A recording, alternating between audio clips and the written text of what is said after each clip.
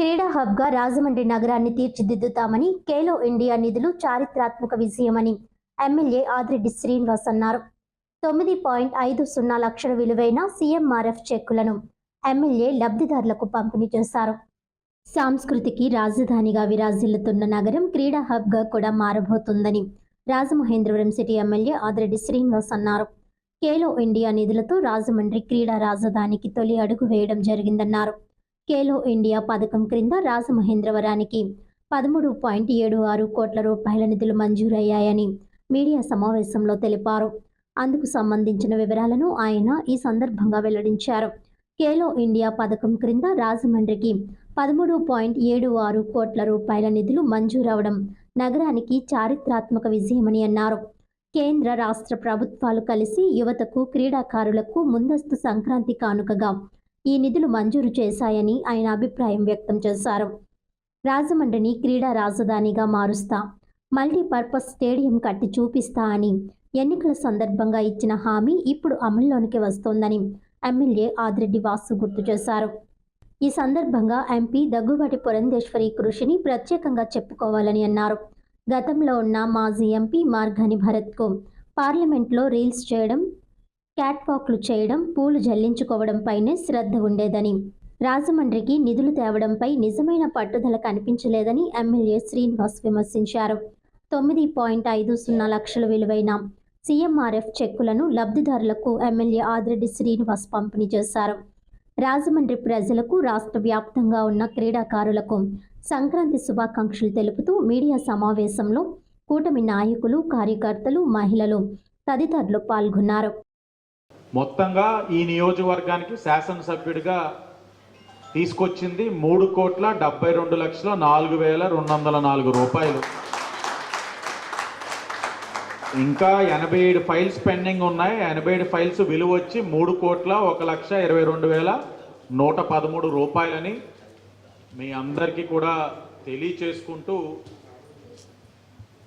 ఈరోజు ఈ నగరానికి ఒక చారిత్రాత్మకమైన విజయం,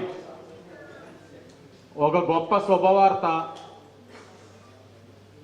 రాజమహేంద్రవరానికి, ఆంధ్రప్రదేశ్కి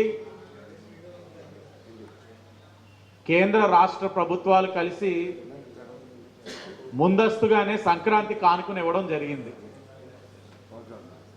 ఖేలో ఇండియా పథకం కింద రాజమండ్రికి 13,76,00,000 నిధులు మంజూరు అయ్యాయని చాలా గర్వంగా చెప్తా ఉన్నా.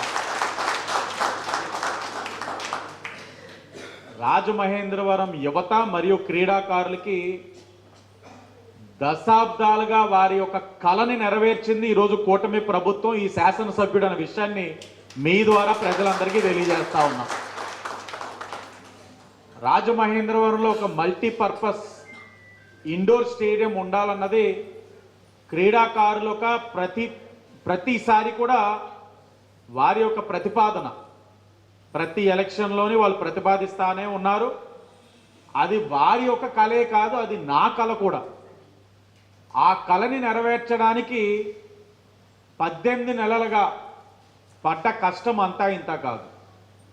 నా వైపు ఒక విధంగా ఒక ఆలోచన, మరో ఆలోచన పార్లమెంట్ సభ్యురాలుగా దగ్గుబాటి పురంధేశ్వరి గారు, నేను ఆలోచించేదే ఆవిడ కూడా ఆలోచిస్తూ, నేను ప్రతిపాదన చేసింది ప్రతీది కూడా ఆవిడ కేంద్రంలో సంప్రదిస్తూ, ఈ రోజున రాజమహేంద్రవరం ఒక కళ, రాజమహేంద్రవరం ప్రజల యొక్క కళ, రాజమహేంద్రవరంలో ఉన్న క్రీడాకారుల ఒక కళ ఈ రోజున పార్లమెంట్ సభ్యురాలుగా దగ్గుబాటి పురంధేశ్వరి గారు, శాసనసభ్యుడిగా ఆదిరెడ్డి శ్రీనివాస్ అన్న నేను నెరవేర్చవని ఈ సందర్భంగా చాలా గర్వంగా తెలియజేస్తా ఉన్నా.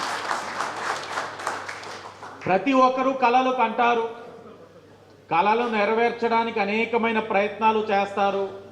ఆ కళల్ని రీల్స్ రూపంలో చూపించుకుంటారు, ఫ్లెక్స్ల రూపంలోని ప్రదర్శనలు చేసుకుంటూ ఉంటారు. రీల్స్లో వేయడం మాత్రాన, ఫ్లెక్స్ల్లో వేయడం మాత్రాన కళలు నెరవేరవు. ఆ కళలు సాధించడానికి కృషి చేయాలి. ఆ కృషి చేసినప్పుడు మంచి ఫలితాలు ఇస్తాయి. అలాగే ఆ కళలు నిలబెట్టుకోవడానికి అన్ని విధాలుగా కూడా ప్రయత్నాలు చేయాలి. ఈరోజు కళలు కన్నాం, కళలను నెరవేర్చడానికి కృషి చేశాం, పట్టుదలగా 18 నెలలు కూడా ప్రయత్నాలు చేసుకుంటూనే ఉన్నాం. ఈరోజు ప్రయత్నాలు మంచి ఫలితాలు అందించినాయని కూడా ఈ సందర్భంగా తెలియజేస్తా ఉన్నా.